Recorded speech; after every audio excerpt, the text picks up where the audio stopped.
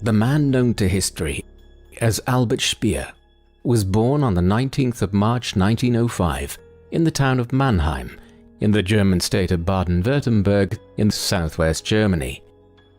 Albert's mother was Luisa Mathilda Wilhelmina, and his father was Albert Friedrich Speer, an architect who ran an architecture firm in the town and whose works adorn Mannheim's urban landscape to this day.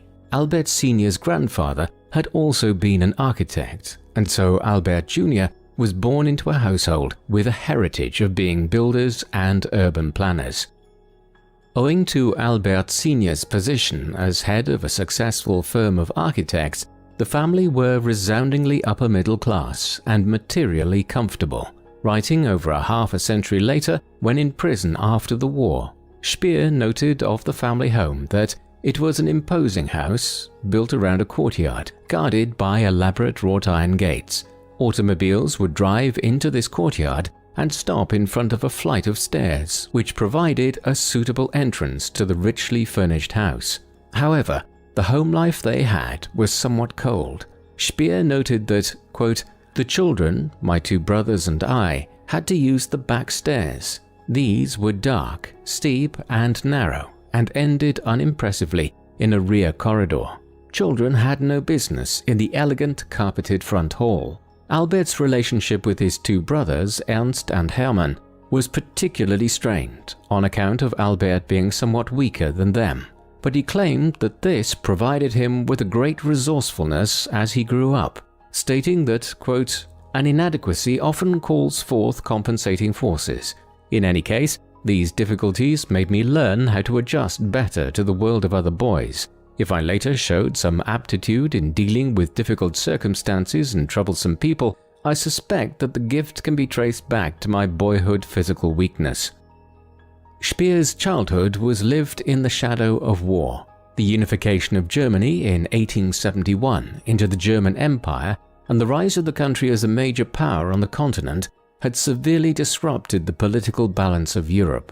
For years, Britain had been the preeminent power, but now Germany challenged it, while other countries such as the Austro-Hungarian Empire and Russia were vying for their own political dominance in regions such as the Balkans.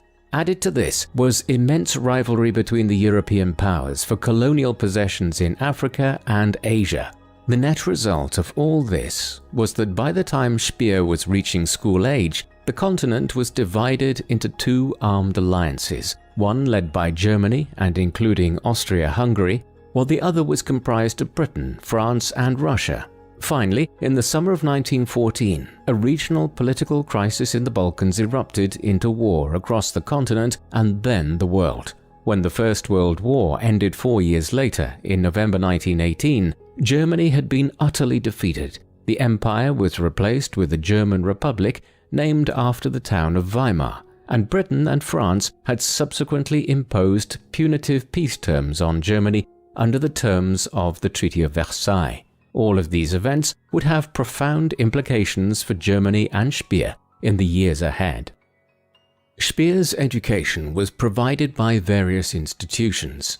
His primary education was in Mannheim, but when he was about 13 years of age, just as the First World War was coming to an end, the family moved to the city of Heidelberg, where he finished his basic schooling. Thereafter, he elected to follow in his father's footsteps and become an architect.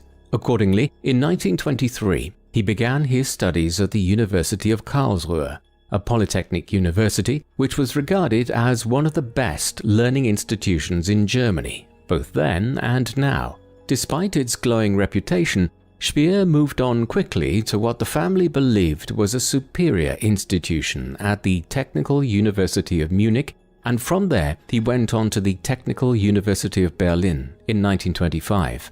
Here, Speer became the assistant of Heinrich Tessenow, one of the leading architects of the Weimar Republic's panorama architectural style.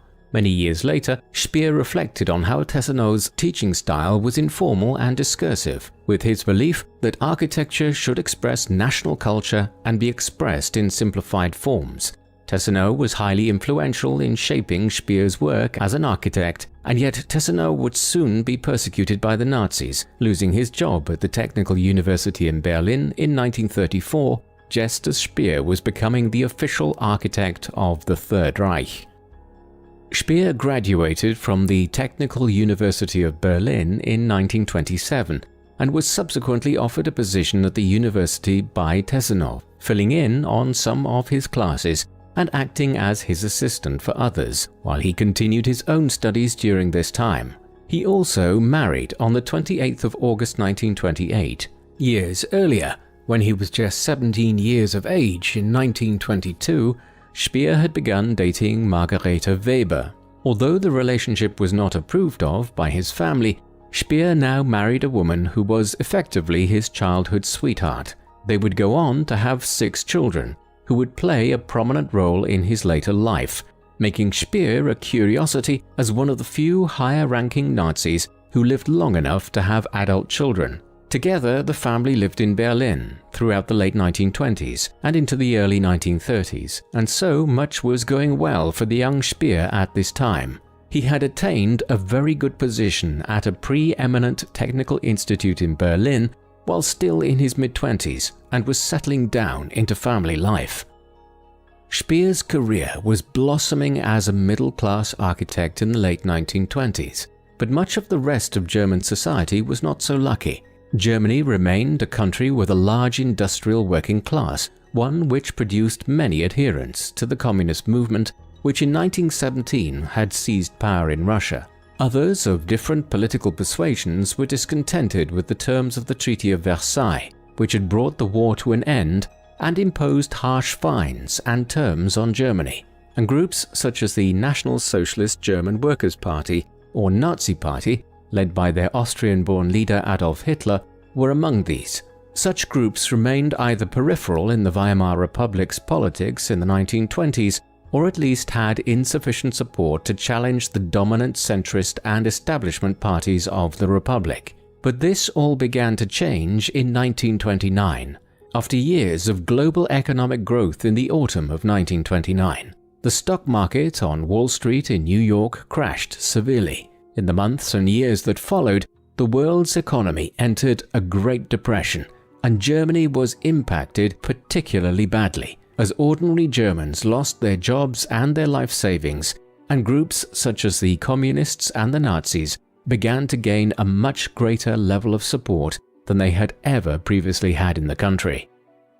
Speer's first direct engagement with the Nazis came in 1930 when he first attended a Nazi rally and heard Hitler deliver a speech. In his later writings, Speer would seek to emphasize how, in his youthful naivety, he believed that Hitler and the Nazi Party's policy platform offered an answer to the rise of communism and the futile political future of the crumbling Weimar Republic. As a consequence, he applied to join the Nazi Party in January 1931, and his application was accepted the following March. Of his decision to join the Nazi Party, Speer would later recollect that, quote, "I was not choosing the NSDAP, but becoming a follower of Hitler, whose magnetic force had reached out to me the first time I saw him, and had not, thereafter, released me. His persuasiveness, the peculiar magic of his by no means pleasant voice, the oddity of his rather banal manner, the seductive simplicity with which he attacked the complexity of our problems, all that bewildered and fascinated me. I knew virtually nothing about his program. He had taken hold of me before I had grasped what was happening." This, however, was written many years later when Speer was trying to excuse his involvement with the Nazis, and there was a clear effort here to suggest that he was largely oblivious about what the Nazis' policies even were when he joined the party. Speer would continue to foster his associations with the Nazi Party in the early 1930s as Hitler and his followers were growing in support throughout Germany. When the first Reichstag elections in 2 years were held in July 1932, the country's unemployment rate had risen to nearly 30%. Exploiting the discontent, Hitler and the Nazis were able to emerge from the election as the largest party in Germany for the first time, winning 230 seats and nearly 40% of the vote. The Communists offered the strongest opposition, and the choice in Germany was now seemingly between the Nazis and the Communists. And in the months that followed, a political stalemate and a failure to form a coherent government led to further elections and negotiations. But eventually, in the early weeks of 1933, elements in the traditional right-leaning business community in Germany elected to throw their weight behind Hitler in order to avoid a communist regime seizing power. This coalition believed that they could control Hitler, but it was a dreadful strategic error. Within months, a manufactured political crisis had been employed to pass an enabling act, whereby Hitler and the Nazis were effectively able to govern Germany without any recourse to parliament. The country was now effectively a dictatorship. Speer had been forced in 1931 to leave his position as Tessenows' assistant in Berlin, owing to cutbacks at the university caused by the economic crisis. He subsequently moved back to Mannheim to work for his father, but on a visit to the capital in the summer of 1932, Speer was employed by the Nazi propaganda chief Joseph Goebbels to renovate the party's main offices in the German capital. Speer returned to Mannheim afterwards, but when the Nazis rose to power in the spring of 1933, he was quickly hired again for further work. In particular, Speer was employed to work on the designs for the Nazis' Fifth Party Congress, to be held at the southern city of Nuremberg between the 30th of August and the 3rd of September 1933, or as the annual showpiece of the party is popularly known today, the Nuremberg Rally. This was not strictly architectural work, but was centered on design and arrangement, with schematic drawings, all things which played to Speer's strengths. The work went well, and following a personal meeting with Hitler later in 1933, Speer was appointed as Commissioner for the Artistic and Technical Presentation of Party Rallies and Demonstrations. It was the first of a number of swift promotions within the Nazi hierarchy in the years that followed. In the early spring of 1934, Speer was promoted to the position of chief architect of the Nazi Party, succeeding Paul Trost, a neoclassical architect who had died on the 21st of January that year. Trost had envisaged several buildings, which Speer would subsequently work on himself. Along with a new role, Speer also succeeded to a close relationship with Hitler. The Nazi leader had a keen interest in architecture and believed that the supposed paramount position of the German people amongst the people of Europe, which was central to the Nazis' Aryan ideology, could be expressed through immense buildings and powerful architectural statements. Features such as flat roofs, uniformity, and immense facades were often used to create the impression of a country and culture which espoused simplicity and uniformity, and which aimed for a solidity which spoke of a long-lasting empire to come. Accordingly, Hitler had been close to Trost, and indeed he continued to find time for his widow Gerdi Trost in the years that followed. Thus, it is perhaps unsurprising to find that from 1934 onwards, Speer was someone who met with Hitler on an almost daily basis.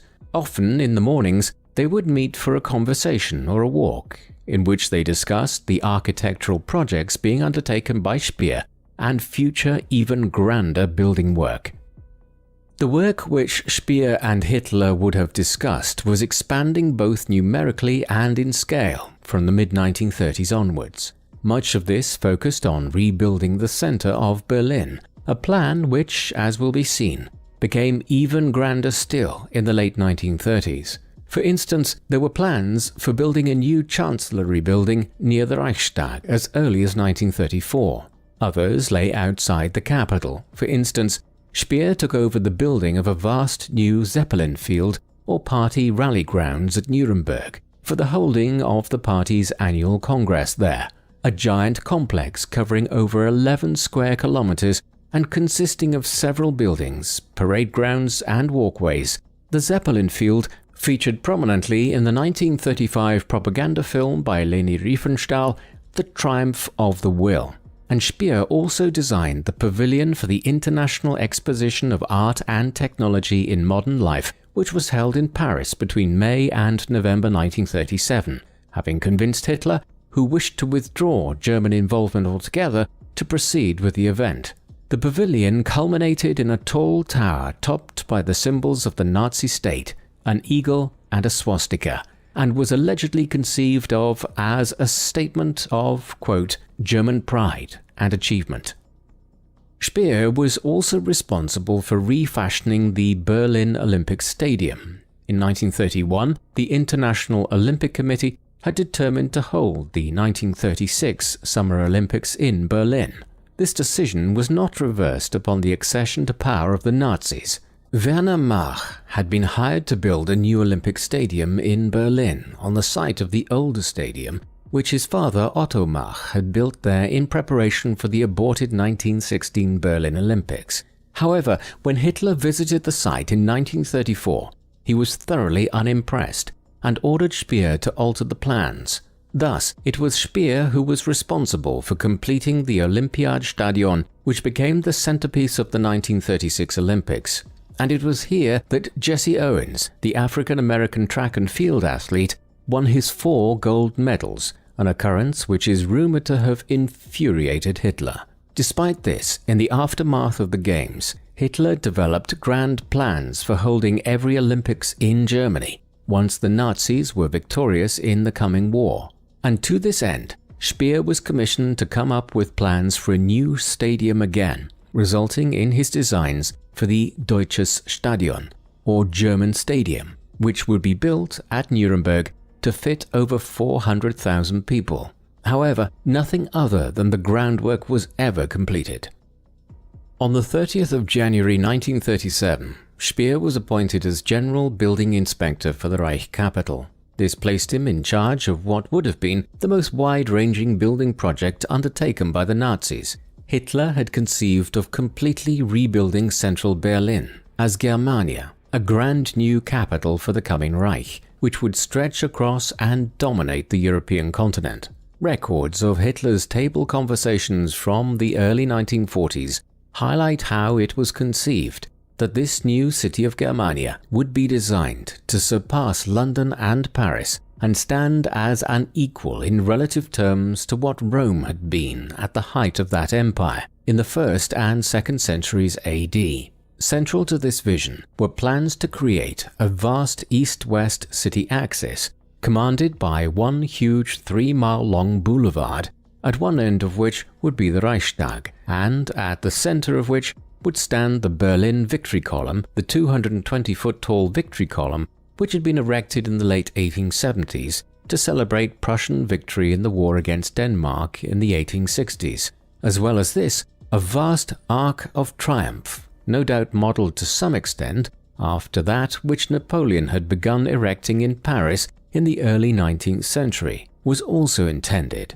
That the plans for this arch indicate that the Paris Arch would have fitted completely within the entranceway had it been built. Surely the most spectacular aspect of the whole of the plan for Germania was the elaborate scheme to build a new domed hall in central Berlin, the Volkshalle, or People's Hall, which was sometimes also referred to as the Great Hall or Hall of Glory, was planned as a monumental domed structure which would be able to accommodate 180,000 people. Speer was apparently influenced in his design for it by the Pantheon in Rome, built by the Emperor Hadrian in the 1st century AD, a building Speer had made notes on as early as 1925. The planned building would be over 210 meters high, with the oculus of the dome stretching to 46 meters in diameter. Accordingly, the main rotunda of the building would have been able to house both Hadrian's Pantheon in Rome and St. Peter's Basilica in the Vatican. 3 concentric tiers of seating would have enclosed an arena inside, with statues of classical and Germanic mythology located around the building at various intersections. This was effectively designed as a temple-like structure which would become the most significant building in Berlin in its reimagined form as Germania. 80 years on, few buildings of this immense size have been conceived of, let alone built, but most informed estimates believe that Speer's building could have supported the weight of its vast dome. Speer was in charge of the plan for developing both the Volkshalle and the wider Germania project from its inception, as head of the comprehensive construction plan for the Reich capital.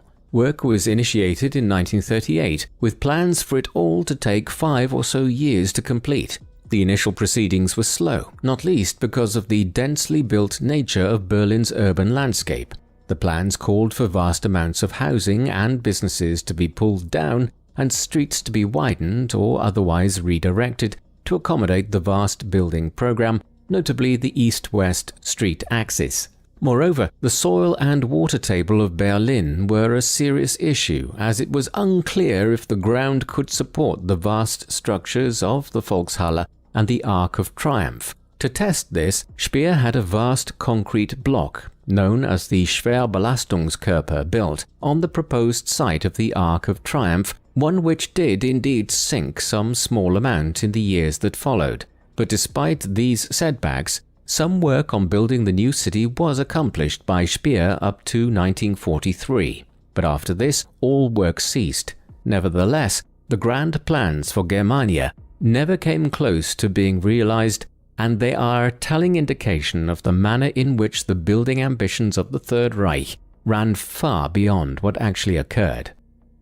One element of the Berlin redevelopment plan, which was completed in the mid-1930s, was the new Chancellery building, a significant development, as the construction of it involved Speer for the first time in the widespread use of slave labor to complete his architectural work for Hitler. Work on the Chancellery had been underway since 1934, and preliminary work was completed by the early summer of 1936, with work on the shell of the building beginning a year later. Thereafter, Hitler determined that extra resources should be given to Speer to complete the project by the 1st of January 1939. However, this was far beyond the capacity of the normal workforce, as increasing numbers of young men were being drafted into the armed forces. Accordingly, the project began to rely on labor from prisoners from Oranienburg concentration camp, where a brick factory was established. Speer's attitude towards the Jewish people and his complicity in the Holocaust years later has been a matter of considerable speculation, but on this occasion he is rumored to have remarked of the Jewish inmates at Oranienburg that such individuals had become accustomed to brickmaking while in captivity in Egypt, a biblical reference which indicates a complete lack of concern for the welfare of those who were being used as slave labor to build his Chancellery building. And this was not the last time Speer would use slave labor extensively. As Speer was undertaking all of his vast building projects during the course of the 1930s, the Nazi regime had been working to dismantle the terms of the Treaty of Versailles and prepare for a war of revenge and expansion. First, the army was gradually rebuilt and a new air force, the Luftwaffe, was created. Then, in the spring of 1936, the Rhineland in western Germany was remilitarized, a clear violation of Versailles, although one which the Allies allowed nearly 20 years after the end of the First World War. And worse followed. In March 1938, Germany annexed Austria, and the following autumn, the government in Berlin began asserting its right to also occupy a portion of Czechoslovakia known as the Sudetenland. And this too was duly allowed, as the Allies continued to appease Hitler's regime. Germany effectively brought the rest of Czechoslovakia and Hungary into its sphere of influence in the first half of 1939. This, though, was as far as London and Paris would go. When Germany invaded Poland on the 1st of September 1939, the two Western European powers declared war on Nazi Germany. This would gradually expand in the days and weeks ahead into the Second World War. The early war years were a period in which Speer played a more peripheral role in the Third Reich. Many of his building projects were sidelined as the war effort expanded and resources were diverted elsewhere. Yet there are notable elements to his career at this time. In particular, his continuing persecution of Germany's Jews is evident, even as the Nazis' policy towards the Jewish people of Europe was shifting from one of persecution to one of genocide. For instance, From 1939 onwards, Speer was using the Nuremberg Laws, a series of anti-Jewish laws passed by the Nazis in the 1930s, to forcibly displace tens of thousands of Jews from their homes in Berlin to make way for his vast building schemes. As the chief architect and engineer of the Reich, Speer's departments in Berlin were also responsible for repairing buildings and roads which were damaged by bombing missions undertaken by Britain and France. And throughout these early stages of the war, Speer oversaw the use of slave labor of Jews and political prisoners from throughout Nazi-occupied Europe to conduct his repair work, a workforce which was expanding exponentially as the concentration camp system was dramatically escalated across Central and Eastern Europe following the conquest of Poland in 1939. Speer's star was in the continuous ascendant as Nazi Germany was enjoying enormous levels of success on the battlefield. After the outbreak of the war in September 1939, Poland had been quickly overrun and brought under German control, while some of the country was allocated to Russia, following the terms of a non-aggression pact signed between the two nations. This left Hitler free to turn north and west. In the spring of 1940, Denmark and Norway were occupied, leaving only Sweden in northern Europe unaligned. Just weeks later, German tanks and motorized divisions streamed into the Low Countries and France in a punishing invasion, which brought these areas under Nazi occupation in approximately 6 weeks. A siege of Britain by land and sea followed, in an effort to force the country into surrendering, but it held out for long enough to allow Hitler's attention to wander back eastwards. From early 1941, the Germans decided to initiate their plans to create Lebensraum, or living space, in Eastern Europe by invading the Soviet Union. Although it was initially delayed by the need to divert German troops to aid Hitler's Italian ally Benito Mussolini in the Balkans and North Africa, Russia was finally invaded in the summer of 1941. Operation Barbarossa quickly brought huge tracts of land as far as Belarusia, eastern Ukraine, and the Baltic States region under German control. However, the war soon began to turn against Hitler and the Nazis. After the initial successes attendant on the invasion of Russia in the summer of 1941, the Wehrmacht had failed to seize St. Petersburg, Moscow, and Stalingrad before the bitter Russian winter set in, and the failure to provide proper winter clothing to the German troops on the Eastern Front proved a tremendous strategic error. By the time the spring came around, the course of the war was changing, and this was concretely the case by the spring of 1943 when the Russians defeated the Germans at the cataclysmic Battle of Stalingrad. Thereafter, the result of the war was inevitable. The Western Allies were victorious in North Africa by the spring of 1943 and invaded Italy that summer. A year later, a Western Front was opened in northern France, with the D-Day landings that summer, and France was quickly liberated in the late summer and early autumn. And just weeks later, plans were underway to progress further into Western Germany. By the end of 1944, it was simply a matter of which force, the Western Allies proceeding from France or the Russians advancing through Poland, would reach Berlin first. On that would depend much of the specifics of the post-war settlement and how the leaders of the regime, such as Speer, would be treated. Speer's role and complicity in the crimes of the Nazi government became more pronounced as the war began to shift against Germany. As the war effort turned against Germany in 1942, a decision was taken to repurpose the entire economy, to gear everything towards the war effort and the production of war materials. This was a core component of the new ethos of total war, which was to be pursued by the regime between 1942 and 1945. Speer became absolutely central to this, following the death of Fritz Todt, the Reich Minister of Armaments and Munitions, in a plane crash on the 8th of February 1942. Speer had been scheduled to fly with Todt that day, but had cancelled shortly beforehand as his attention was needed elsewhere.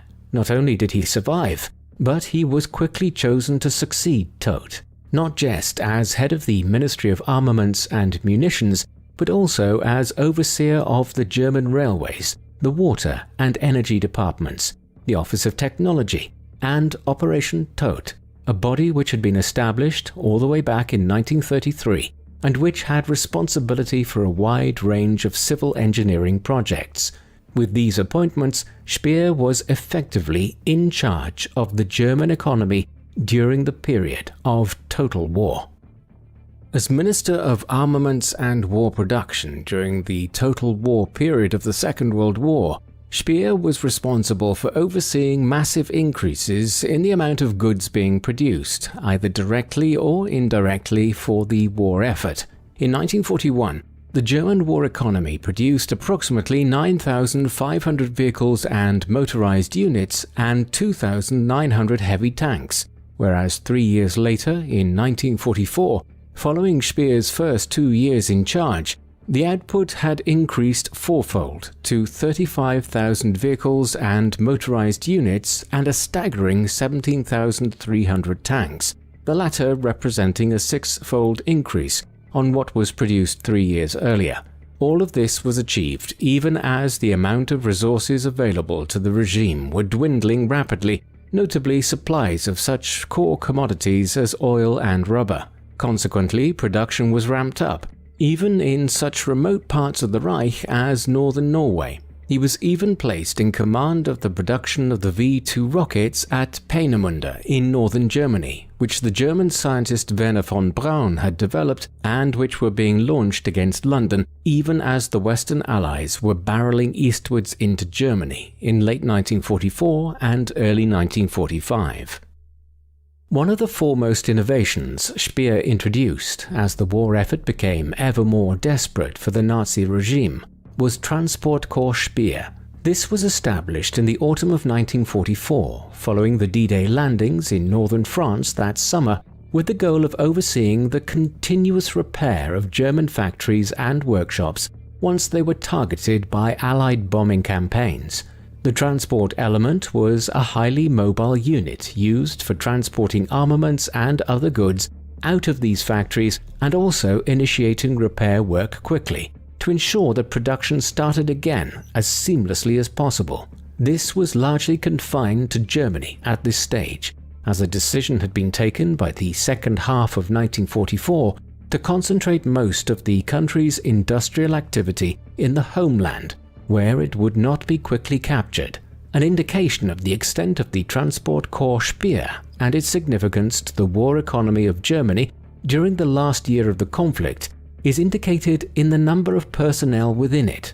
At its height, the Transport Corps involved up to 70,000 personnel, operating 50,000 motorized vehicles, and had units attached to everything from the Air Force to the Wehrmacht.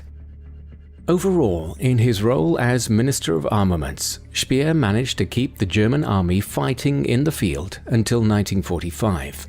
But there is also no doubting that much of this was achieved with slave labor from the concentration camps dotted throughout Central and Eastern Europe, and that Speer was perfectly aware of the fact that slave labor was being used in this manner and actually expanded it. As head of Organisation Tod, Speer gave the order for the labor units at Auschwitz concentration camp to be expanded in the closing years of the war. And at one point, Speer put in a request for as many as 1 million laborers, presumably fully aware that the only way such numbers could be produced within the confines of the German war economy, with more and more German men being conscripted into the army by the day, was for hundreds of thousands of laborers to be effectively drafted in as slave labor. This is duly what happened. Working in association with Fritz Sauckel, whose specific role was to exploit the Reich's manpower, over 1.5 million laborers from amongst POWs, concentration camp inmates, and other peoples under the jurisdiction of the Reich were co-opted into working in the factories across the continent, which were under Speer's oversight between 1942 and 1945. During the course of 1943 and 1944, as Speer was overseeing the rapid mobilization of the German war economy for total war, the result of the conflict was becoming increasingly inevitable. especially once the Western Allies had opened up a new Western Front in France in the summer of 1944. The latter in particular impacted on Speer and his work, as the Allies were increasingly targeting German industrial capacity from the summer of 1944 in bombing raids from the newly liberated parts of France and then the Low Countries. As this occurred, there is an ever more concentrated focus on targeting armaments factories in Germany and even the roads within the country as a means of halting the movement of arms and army vehicles. Despite this, Speer remained confident, even in the early weeks of 1945, that as Minister of Armaments he could continue to supply the army with the necessary weapons and other materials to keep the Wehrmacht in the field until the end of 1945 or even early 1946. It was only with the Russian advance into Germany in the early weeks of that year and the simultaneous arrival of the Americans and British into the Rhineland that he concluded that the army could not continue to be supplied long beyond the end of spring. Nevertheless, Speer was committed to running the total war economy until very close to the end of the conflict. Like many other senior-ranking members of the regime, there has been much deliberation concerning Speer's approach to the end of the war. Many years later, Speer claimed that he had vehemently argued against its continuation from the summer of 1944 onwards. In his memoirs, he recollected that he voiced this view in direct contradiction to Hitler. In view of the hopeless situation, I very naturally assumed that we wanted to end this war with the least possible devastation of the kind that would hamper future reconstruction. For I was not imbued by that special mood of total doom which was now beginning to spread visibly among Hitler's followers. Hitler himself was more and more ruthlessly determined to bring on total catastrophe. But I was able to outwit him with his own arguments, and this by a simple trick. Since, in hopeless situations, he also always insisted that the lost territories would soon be reconquered, I needed only to repeat this premise of his and point out that I would need the industries of these areas to maintain arms production as soon as we had reconquered them. Yet despite his later assertions, there is little indication that Speer objected too strenuously against the continuation of the war, and he certainly was not involved in any of the clandestine efforts being undertaken by a good many of his colleagues to negotiate a settlement behind Hitler's back. Speer challenged Hitler in the final weeks of the war. On the 19th of March, Hitler issued what has become known as the Nero Decree, which instructed the German armed forces to destroy any infrastructure which the Allies could use as they penetrated deeply into Germany. Speer, who seems to have begun to view the total war economy in much the same way as he would a prized building, was appalled at the idea of his work being destroyed in this fashion. Accordingly, he worked with other figures to prevent Hitler's directives being implemented in this respect. This caused a severe split with the Führer, and indeed, many years later, Speer recorded his last frosty meeting with Hitler on the 22nd of April, right before Speer left the capital. By now, it was about 3 o'clock in the morning. Hitler was awake again. I sent word that I wanted to bid him goodbye. Trembling, the prematurely aged man stood before me for the last time, the man to whom I had dedicated my life 12 years before. I was both moved and confused. For his part, he showed no emotion when we confronted one another. His words were as cold as his hand. "So, you're leaving? Good. Auf Wiedersehen. No regards to my family. No wishes, no thanks, no farewell." For a moment, I lost my composure, said something about coming back, but he could easily see that it was a white lie and turned his attention to something else. I was dismissed. Hitler would commit suicide just over a week later in the bunker, his headquarters in the latter stages of the war. But by this time, Speer was gone from Berlin, having left for Hamburg in northern Germany, where many members of the Nazi regime were heading in the final days of the conflict. And here an interim regime, the so-called Flensburg government, headed by Karl Dönitz, was formed following both Hitler's suicide and then Goebbels' suicide on the 1st of May. The Allied advance had not impacted on this region near the Danish border, and it was consequently to here that the short-lived regime headed to operate for several weeks in May 1945. It was while he was here that Speer learned that Hitler had dropped him entirely from the successor government in his final political testament composed on the 29th of April. Disappointed by the move, Speer offered his services to the Flensburg government, in which he was given the position of Minister of Industry and Production, effectively a continuation of his role as Minister of Armaments and War Production, albeit now in a government which was seeking to negotiate a peace settlement. That settlement arrived swiftly, and an end to the war in Europe was declared on the 8th of May, Victory in Europe, or VE Day as it has become known. Speer and many other high-ranking Nazis were still free near the Danish border throughout mid-May as the Allies considered their next steps towards the Flensburg government. Throughout these 2 weeks, Speer first began his efforts at rehabilitation by making himself available to the Allies for questioning on everything from the German war economy to events in Berlin in the closing months of the war, and elements of the air campaign which had been launched in the final stages of the conflict. The Western Allies were particularly keen to acquire information on the V-2 rocket program, which Speer had been involved in, as the technology involved was entirely novel, and the Americans were anxious to acquire it before the Russians. The decision was finally taken on the 23rd of May, when British troops arrested all of the senior-ranking members of the interim government as prisoners of war, bringing the last vestiges of the Nazi regime to an end. Then, in the weeks that followed, Speer was transferred between several internment centers and interrogated regularly. Finally, in September 1945, he was arraigned on charges of having been complicit in the committing of war crimes.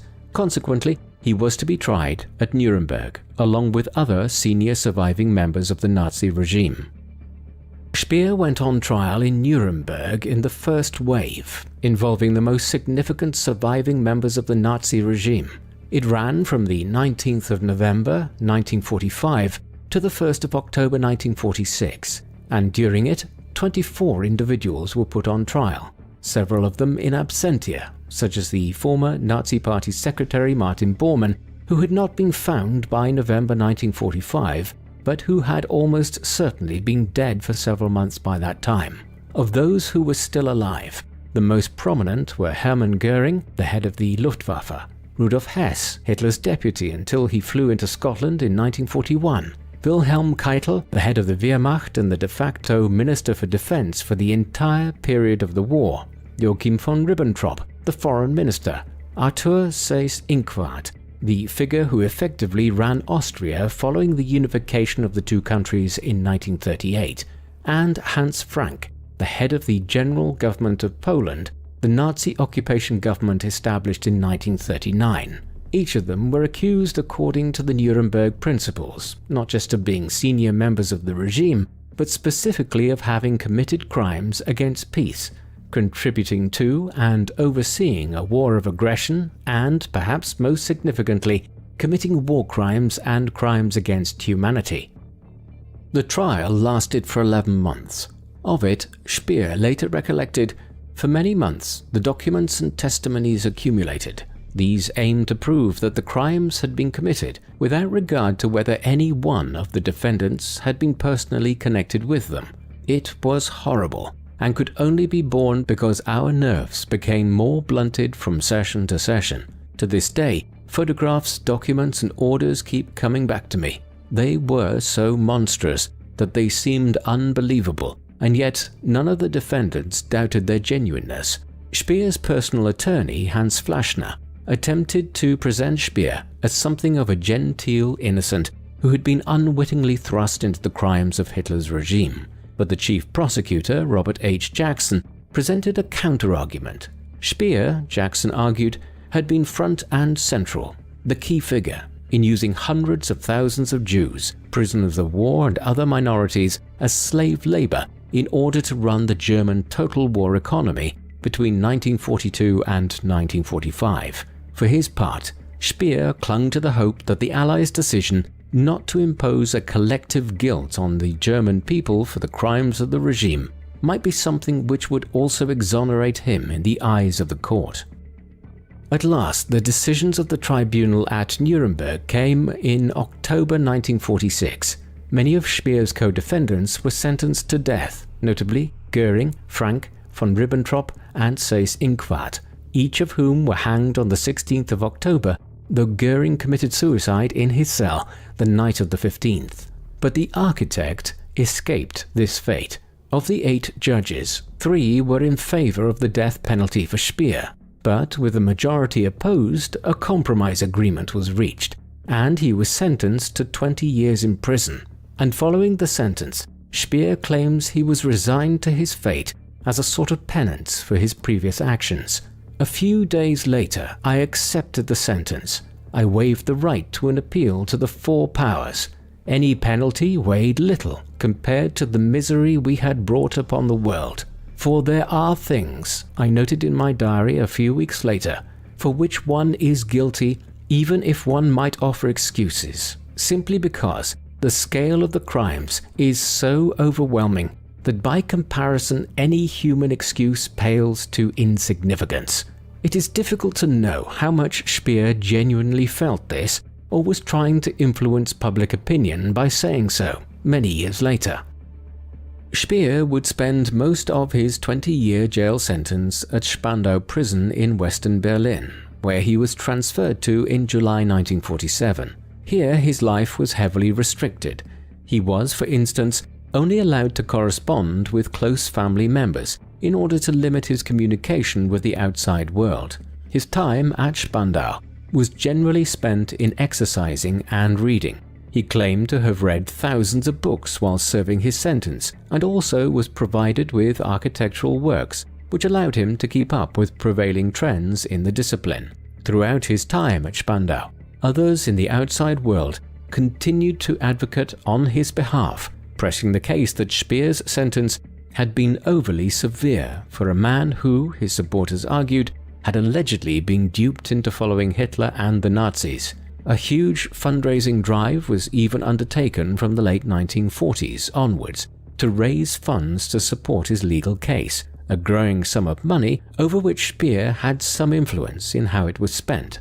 Yet it was all futile. Far too many interest groups were wholly opposed to Speer being released early to allow it to happen, and he would serve his full 20 years in prison. While he was at Spandau, Speer embarked on one of the most significant writing projects ever undertaken by a senior member of the Nazi hierarchy. He composed a highly extensive memoir, a great proportion of which was written in a particular burst of activity in 1953 and 1954. Stretching to thousands of manuscript pages, this was a major tome. Yet Speer was working under tight restrictions at Spandau and had no access to materials with which he could corroborate events and dates from as much as 20 years earlier, and for which he had only his own memory to draw on. Accordingly, it was not until after he was released from prison on the 1st of October 1966 that he was in a position to rework the material into a coherent autobiography by consulting other Federal Archive documents. And when this was done, he published the memoir in 2 volumes, one as Inside the Third Reich and the other as Spandau, The Secret Diaries, published respectively in 1969 and 1975 in German. Both works were subsequently translated and published in English in 1970 and 1976, indicating the level of interest in the personal recollections of one of the leading members of the Third Reich. Of the 2 volumes, Inside the Third Reich is all the more significant for its actual narration of events between 1933 and 1945, and subsequently the trials at Nuremberg. Stretching in some modern editions to nearly 1,000 pages, the memoir presents details on everything from the 1936 Summer Olympics in Berlin to the atmosphere amongst the leaders of the Nazi regime in Berlin as the war came to an inexorable conclusion in 1944 and 1945. Spandau, The Secret Diaries, is a recollection of Speer's time in prison, but also provides extensive details on the architect's relationship with Hitler and other matters relating to the war. And yet, as detailed and as valuable as the memoirs have been considered by historians, there are considerable problems with the work Speer presented, not least his lack of engagement with or his toning down of the level of atrocities and war crimes associated with the regime, and they have also been deemed to have been written to exonerate Speer and his reputation, in particular by further suggesting that Speer was oblivious to the worst of the regime's atrocities on the Eastern Front and in the committing of the Holocaust. Thus, Speer's memoirs must be approached with a high degree of skepticism concerning their content. Albert Speer was released from prison on the 1st of October 1966, 20 years exactly after his sentence was pronounced at Nuremberg. Beginning with an interview he undertook with Der Spiegel magazine just weeks later, he began to acquire a minor celebrity status within Germany and the wider world, one which expanded considerably upon the publication of his memoirs in the years that followed. And many individuals were happy to promote Speer as being symptomatic of Germans in general during the war period, as people who were deceived by Hitler and the Nazis. But conversely, Speer was unable to rectify his relationship with his children, who had become adults themselves during his imprisonment. There were clearly conflicting values. Hilde Speer, for example, would go on to become a prominent advocate of Europe's Jewish people. Her and her siblings' growing distance from their father developed even as he continued to try to rehabilitate his reputation, though Speer himself would never again work as an architect. He eventually died on the 1st of September 1981 while visiting England in his mid-70s and was buried in Heidelberg in his native Baden-Württemberg. Very little of Speer's architectural work survives today. The Chancellery building, which he oversaw the construction of in Berlin in the mid to late 1930s, was largely destroyed just a few short years later during the Russian onslaught on the city in 1945. Some remnants of the outer walls remain, but little else. Beyond this, the most prominent landmarks in the German capital associated with Speer are the Schwerbelastungskörper, the huge concrete building which he had erected in the city centre in order to determine if the ground there could bear the weight of the enormous buildings planned as part of the construction of Germania.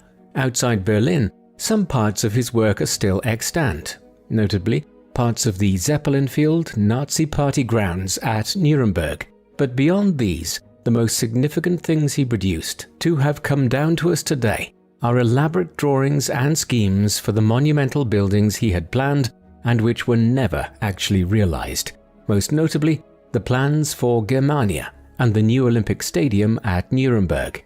It is a striking statement about the individual and the weakness of the Nazi state that despite having such unlimited resources available to him, Speer realized hardly any of his elaborate projects, and it is still not entirely clear, in some instances, if they could ever have been built. Revelations arose after Speer's death which served to completely thwart his efforts to rehabilitate his reputation after the war. Much of this focused on what Speer knew or didn't know about the extent of the Nazis' persecution and mass murder of Europe's Jews in the Holocaust. Speer regularly stated that while he was fully aware of the extent of the scale of the regime's anti-Semitic stance and found himself also uncomfortable in the presence of Jewish people, he asserted that he had no idea what was occurring throughout the dozens of concentration camps which dotted the countryside of Central and Eastern Europe between 1939 and 1945, notably Auschwitz, Treblinka, and Sobibor, in which millions of Jewish people were murdered. In line with this, Speer claimed that he was only aware of what was happening insofar as he knew the Jewish people were being corralled there, and also that many of Germany's war armaments were being produced using labor from the camps. However, Speer professed to be completely ignorant of the fact that millions of Jews were gassed to death on arrival at these camps between 1942 and 1945.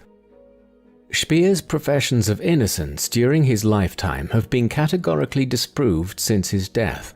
Correspondence has emerged since 1981, which makes it clear that Speer was present at the so-called Posen speeches, two addresses which the head of the SS Heinrich Himmler had made at the town of Posen or Poznań in October 1943, in which he had quite clearly outlined what was happening in the concentration camps. Speer had never denied being present in Poznań at the time, but he claimed to have been absent from the auditorium when Himmler made his revelations. This was comprehensively disproved by the new correspondence, which clearly demonstrated that Speer was perfectly aware of what had occurred.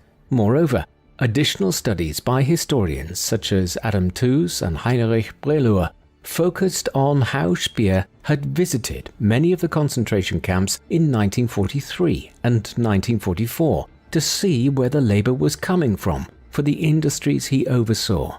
Indeed, he had been heavily involved in the construction and administration of several of the camps. Thus, not only was Speer aware of what was occurring, but he was one of the central architects of the Holocaust from an organizational perspective in Berlin. Consequently, the myth of Speer as the less malevolent Nazi has collapsed since his death.